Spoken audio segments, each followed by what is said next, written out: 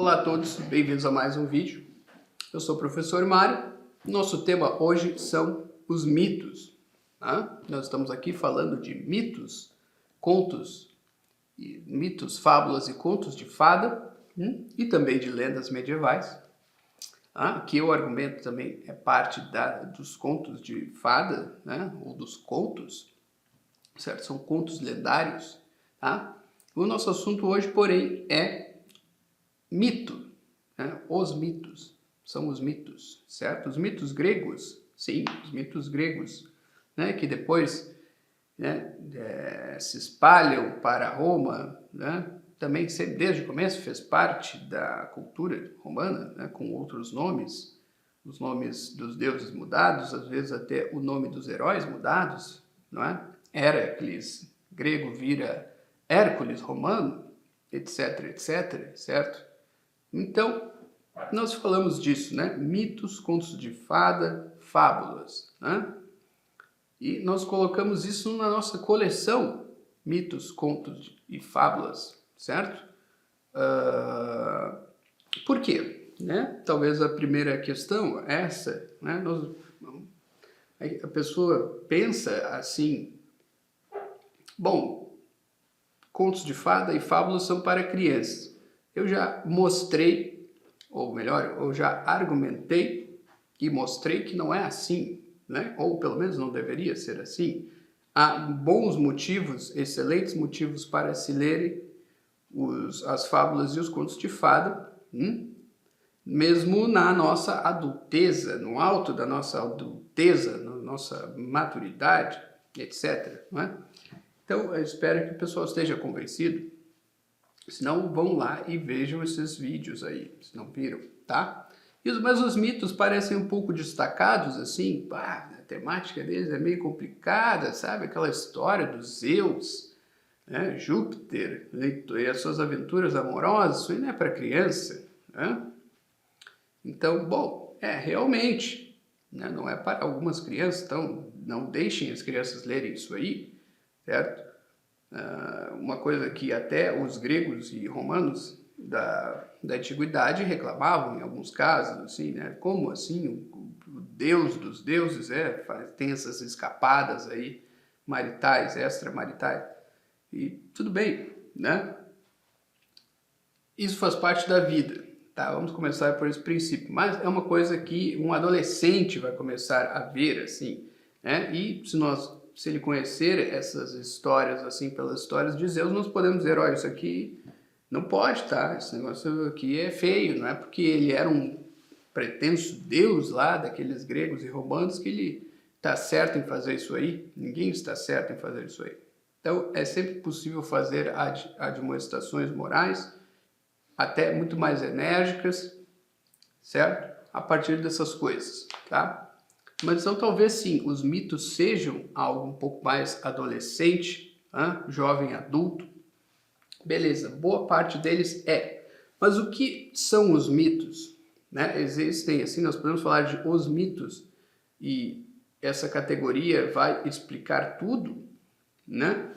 Vai explicar tudo que são os mitos e nós não precisamos fazer nenhuma outra grande distinção.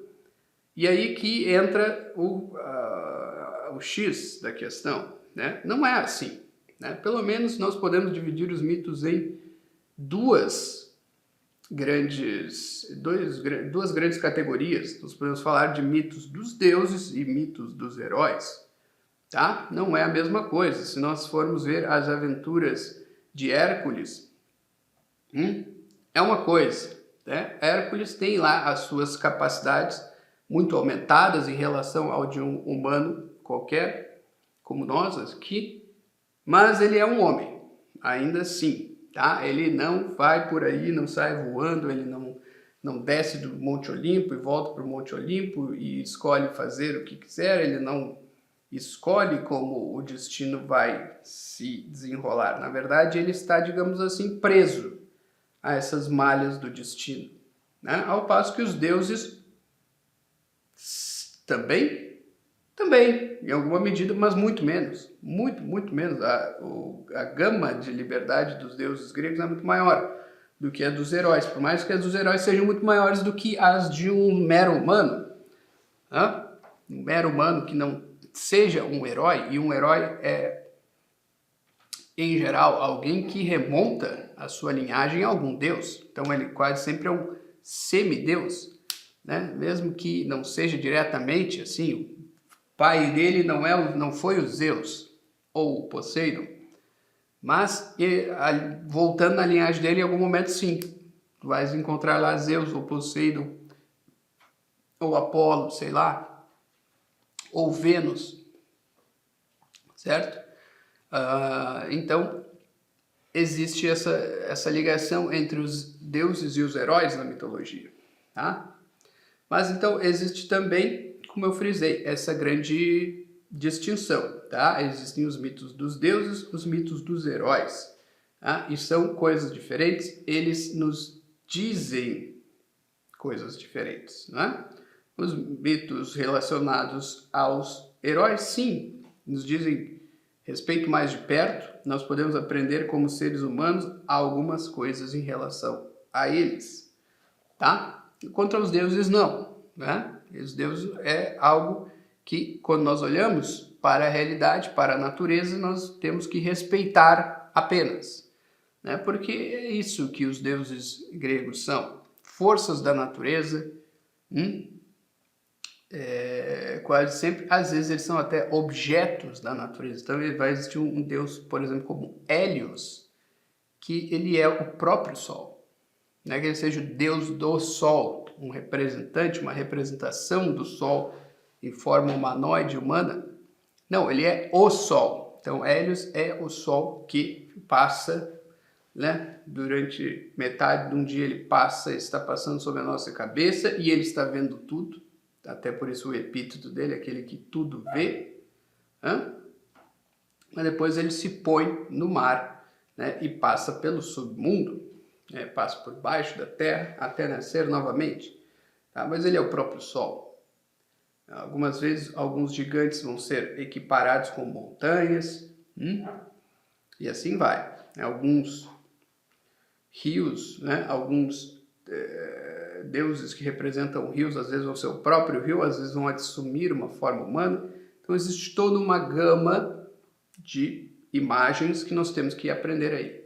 Às vezes o Deus é um próprio objeto, às vezes ele é o próprio objeto e tem uma forma de se transmutar em humano, em forma humanoide, né? Como um rio, por exemplo, o rio Escamandro na Ilíada, certo? Ele é o rio, mas de repente ele se transforma num homem, daqui a pouco, né? E aí volta a ser o rio e assim vai, tá? Às vezes na mitologia, como por exemplo na mitologia mais tardia de um Marciano Capella, no livro As Núpcias de Mercúrio, Filologia, por exemplo, os deuses eles são capazes de se transformar nos planetas que eles representam. Aqueles que representam planetas, por exemplo, Apolo, como representa o Sol, aí ele se transforma no Sol. Mercúrio está lá em sua forma humanoide, de repente ele se transforma no planeta Mercúrio e segue o Sol de perto, porque assim é o planeta Mercúrio quando nós o observamos no céu, tá? Então há várias facetas, várias coisas que nós temos que levar em conta ao estudar a mitologia, né? Mas tudo isso é algo importante para os nossos estudos. O que? Um treino imaginativo, em primeiro lugar, um exercício da imaginação. Como nós vamos imaginar um Zeus? Como nós vamos imaginar um Apolo, né? Com toda a sua perfeição simétrica, né? Se diz o deus masculino mais belo, talvez, né? Ou nós vamos imaginar Vênus, também mantendo um pouco de pudor, não é? Ou muito, né? Mas a mais bela das deusas, a própria deusa da beleza, né? Que ela era a deusa da beleza e não do amor, certo? Então tudo isso é exercício imaginativo, tá? Que nós podemos aí passando da imagem humanoide, nós podemos imaginar as diversas transformações desses deuses, e tudo isso é exercício de imaginação, sem o qual nossa imaginação é muito pouco plástica, na verdade. né? Então nós temos que imaginar, os gigantes são seres gigantes, centimanos, de 100 mãos, e não sei o que, de repente eles se transformam numa montanha, como por exemplo o Monte Atlas ao norte da África ali, disse que lá na mitologia ele era o próprio Atlas, que foi se tornado em pedra por ninguém menos que Perseu, que andava voando pelos céus com as sandálias de Mercúrio, certo? E carregando a cabeça da Medusa, e de repente ele viu, né, Atlas por ali, teve uma espécie de conflito com ele ali, mostrou a cara da Medusa para ele, e o próprio Deus, né, o próprio Titã, que era Atlas, se transforma numa montanha, na verdade uma cadeia de montanhas, o Monte Atlas, né? No Camões, nós vamos ver, né, como o próprio gigante Adamastor de Camões, tá? Que é o próprio Cabo da Boa Esperança, mas também se assume na história uma forma, digamos assim, humanoide quando se apresenta para o Gama, né? No canto quinto dos Lusíadas, certo? Então, nós temos que ter essa plasticidade imaginativa de conseguir imaginar um cabo, né? Em primeiro lugar, imaginar um cabo, que é um cabo, né? E depois que esse cabo, que esse braço de mar, de terra, né, que adentra o mar, se transforma num gigante, certo? Né? Uma figura vultuosa imensa diante dos navios, dos portugueses na história. E tudo isso tem que nos causar um assombro, né? Um assombro que vem da imaginação adequada dessas coisas, tá? Porque é assim que nós vamos conseguir ler uma história com proveito. Por que Camões iria dizer, né, antropomorfizar o cabo? Né? Porque sim, era um dos momentos mais perigosos da viagem, né? Um momento que, né, foi decisivo quando os portugueses conseguiram pela primeira vez, não foi nem o Vasco da Gama que fez isso, dobrar o Cabo da Boa Esperança, passar por ele, não afundar ali com suas águas perigosas.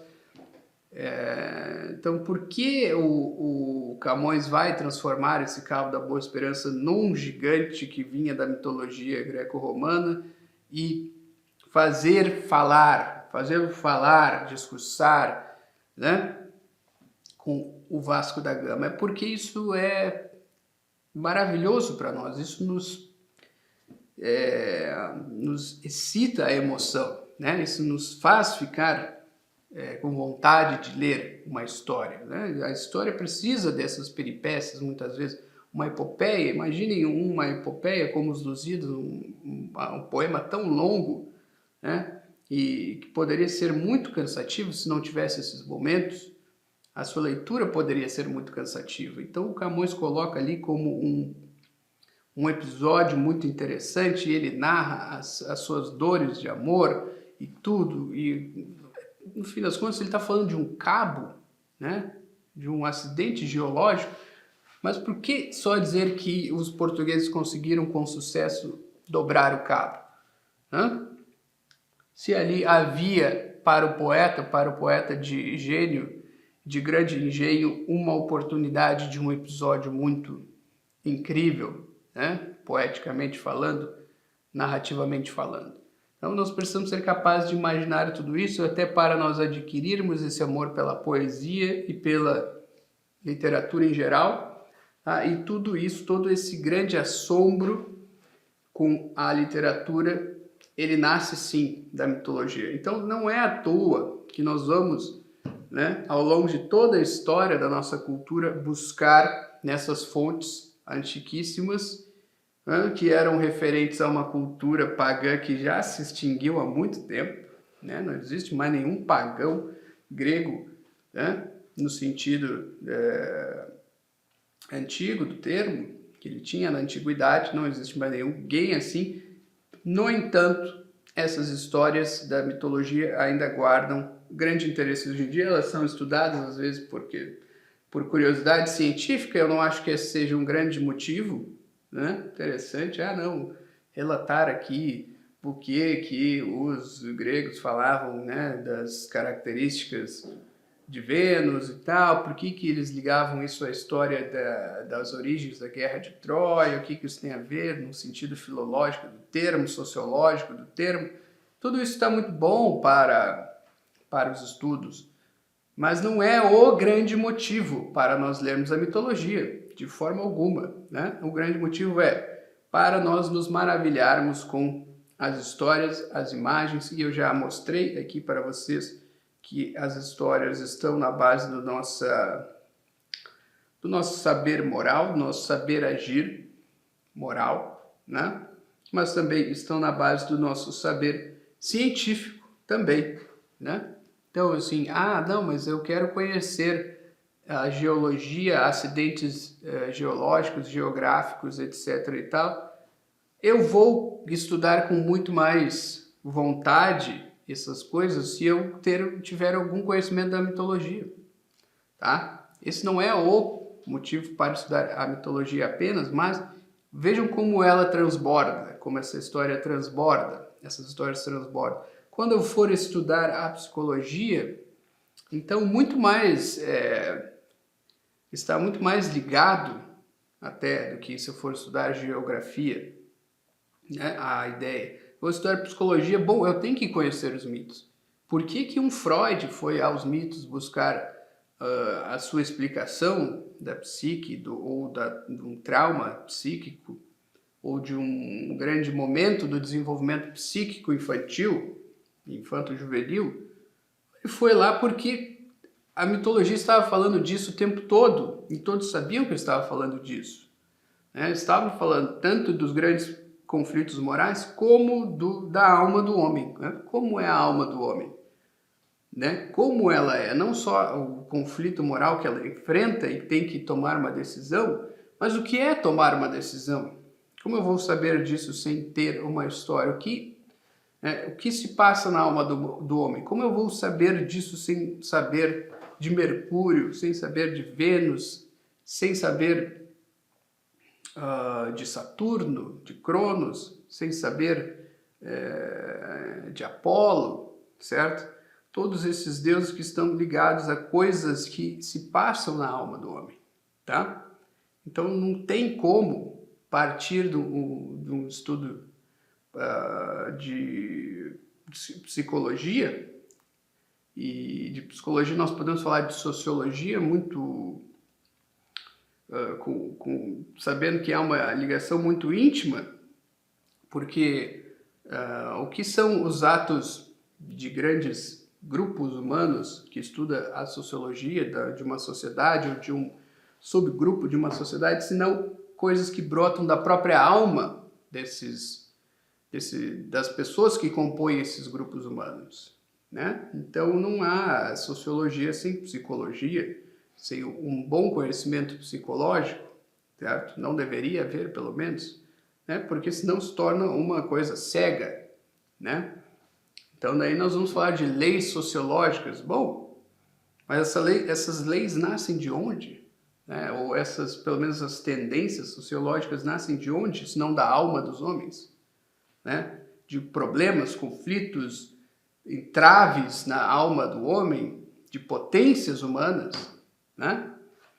A potência gregária humana ou a potência de se rebelar contra um grupo, né? Contra o grande grupo, a massa, né? Ou a capacidade de se fundir com a massa, se identificar com a massa, isso tudo vem da onde, senão da alma do homem, né? E como nós investigamos a alma do homem sem a mitologia, né?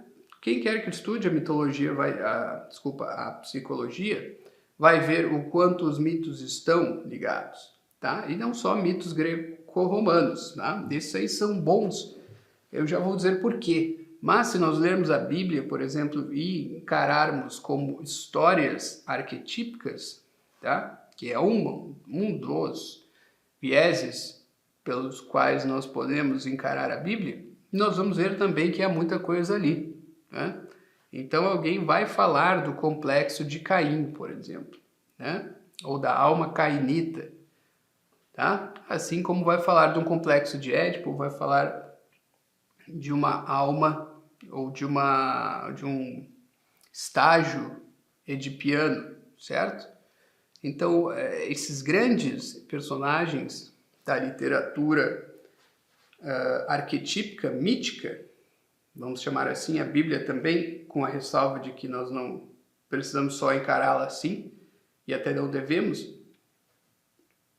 Então, esses personagens arquetípicos aí, no sentido quase muito correto do termo, né, como um Caim, um Abel, essas relações aí são arquetípicas. Então, elas falam de algo que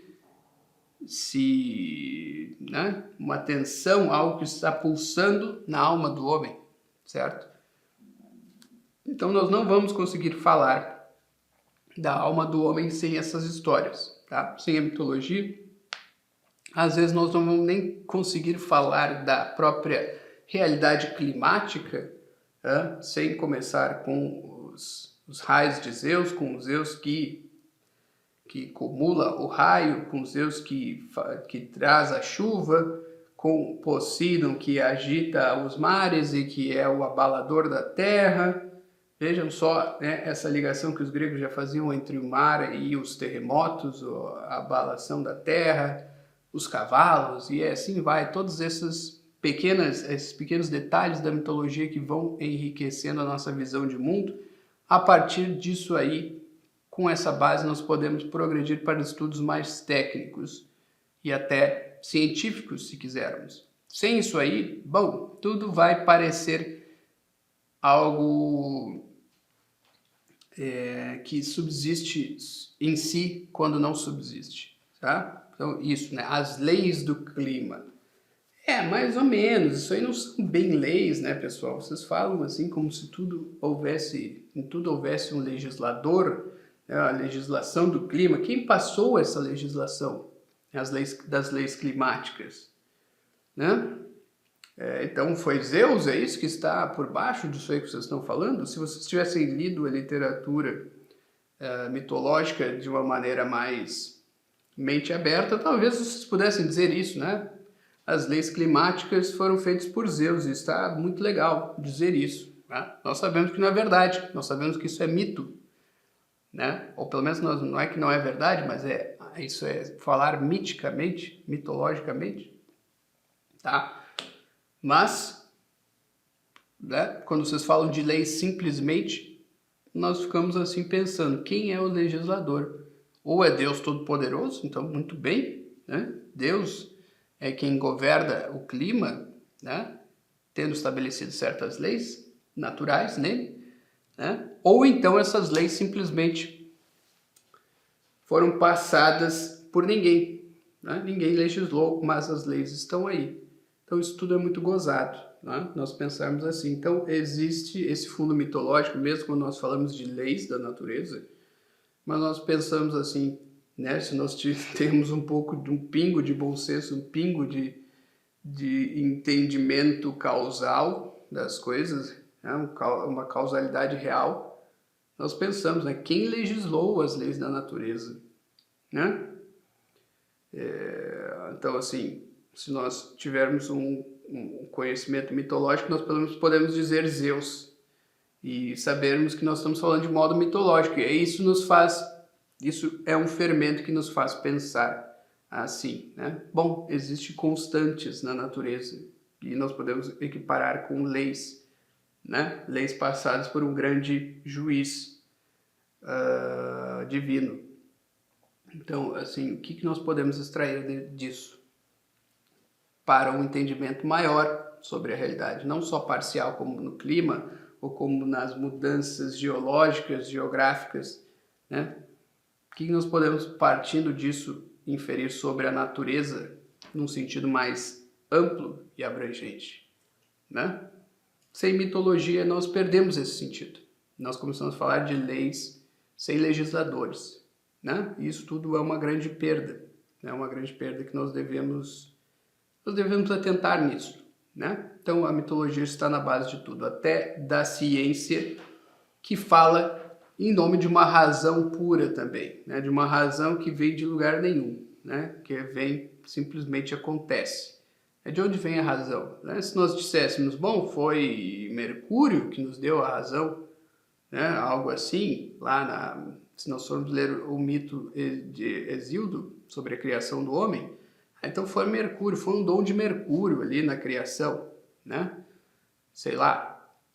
Bom, já é alguma coisa. Agora, se nós entramos a falar de razão de uma forma como se isso simplesmente existisse por si, né? No homem como uma aberração em relação ao resto da natureza, bom, daí nós vamos começar a ficar muito confusos, né? Com o fato de que nós temos razão e nós podemos chegar a dizer que a razão, na verdade, é uma doença, né? Isso existe muito hoje em dia, essa tendência. Poucos são os que têm coragem de afirmar isso, mas muitos dão a entender, né? O homem como esse destruidor da natureza, que é um dos grandes arquétipos que andam por aí, né? Uma das grandes visões antropológicas que andam por aí, o homem como destruidor da natureza. Por quê? Porque ele tem uma doença chamada razão e ele acha que ele pode, né, por ter essa doença, dominar sobre a natureza. E aí, achando isso, ele destrói a natureza. Né? Tudo isso é o quê? Isso é mais uma mitologia. Né? Mas como ninguém mais estuda mitologia, não tem mais o olhar mitológico afiado, apurado, assim como nós mencionamos um olhar de fabulista, de fabuloso, e um olhar fantástico de contos de fada, nós podemos falar de um olhar mitológico também, né? Um outro andarzinho aí de estudo, né? E a mitologia talvez é até anterior a fábulas e até anterior, com certeza anterior a contos de fada, então é algo que está ainda mais na base de como funciona a razão, né? E a razão não funciona só na base de raciocínios lógicos, né? Na verdade, a base dela é uma base imagética, né? Imaginal, como já o Aristóteles destacava, né? Não é assim, não existe essa pura razão. Não, a razão opera em cima da imaginação, né? E a imaginação é o quê? Imagens. São imagens que nós temos, que nós guardamos, que nós conseguimos produzir, né? Tanto daquilo que nós vimos, naturalmente, né? E a nossa visão só alcança aquilo que nos é imediato, do nosso tempo, mas nós podemos ver coisas mais antigas por meio da literatura.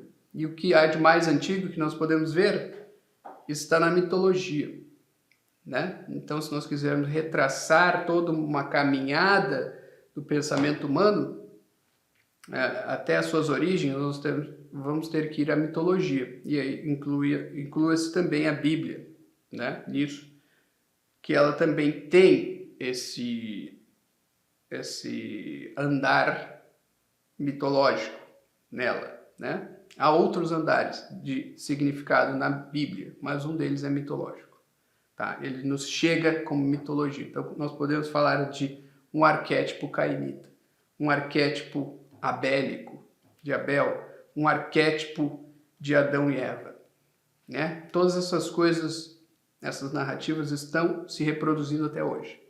Essas relações, como a relação de Adão e Eva no paraíso, todo mundo revive essa história mitológica, em certo sentido, né? E talvez reviva todos os dias, né?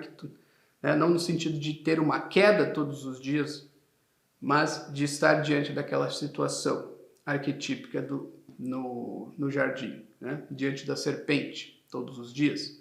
Então, e do seu discurso, né? Então, de novo, pessoal, não vamos entender a alma humana, não vamos até, no sentido um pouco mais distante, entender a própria natureza, o clima, a geografia, né? A botânica, certo? A zoologia. Nós não vamos entender profundamente essas coisas sem o mito. Nós vamos entender cientificamente. Mas eu vou dizer para vocês, o entendimento científico ele é muito raso em comparação com o entendimento mitológico. Ele é muito raso. E ele contribui, né, sozinho para aquilo que eu já chamei de, já mencionei aqui, que é o desencantamento do mundo. Tá? Sozinho, a ciência ela contribui decisivamente para o desencantamento do mundo. Né? Sem a literatura, nós vamos ter um desencantamento, nós vamos achar que o mundo é um relógio, que o mundo é uma máquina fria que não tem nada a nos dizer. tá? E a visão antiga é a visão de que o mundo, na verdade, é algo vivo. Até é um homem. Né? Existe essa visão. O universo é um homem, é o grande homem. Né? Assim como o homem é um microcosmos. Né? E em relação ao macrocosmos, o universo todo, havia uma visão espelhada de que o cosmos era um grande homem, o homem universal, e nós, homens particulares. Tá?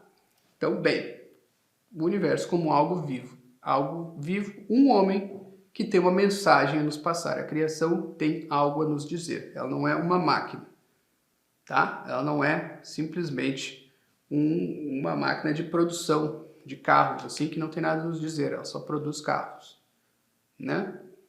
Então a máquina, né, que produz carros não diz nada para nós. O universo diz, né? Se nós soubermos ler e ouvir, né? Tivermos ouvidos para ouvir, tá? E isso aí é só a literatura que dá, e muito especialmente a literatura mitológica, certo? Então é isso, pessoal, acho que fica claro aí, né? Mais uma vez, por que nós fizemos a coleção Mitos, Contos e Fábulas, certo? Porque está tudo aí. Nós podemos ser até mais ousados e dizer, toda a literatura deriva daí. Mitos, contos e fábulas. Todo o restante, romances, até epopeias, né? Passando pelo cinema, passando até pelas belas artes, a pintura. Não é à toa que a pintura é a pintura de cenas mitológicas ou cenas bíblicas. Em resumo, é isso, né? Ou cenas literárias também, de outros tipos de obras literárias, mas é isso, a pintura é sobre isso. Ela não representa outras coisas, certo? Então, tudo deriva aí, mitos, contos e fábulas, certo? Acho que está ficando meio claro isso para vocês, espero, certo? Essa é a mensagem de hoje. Curte, compartilha se gostou, até a próxima.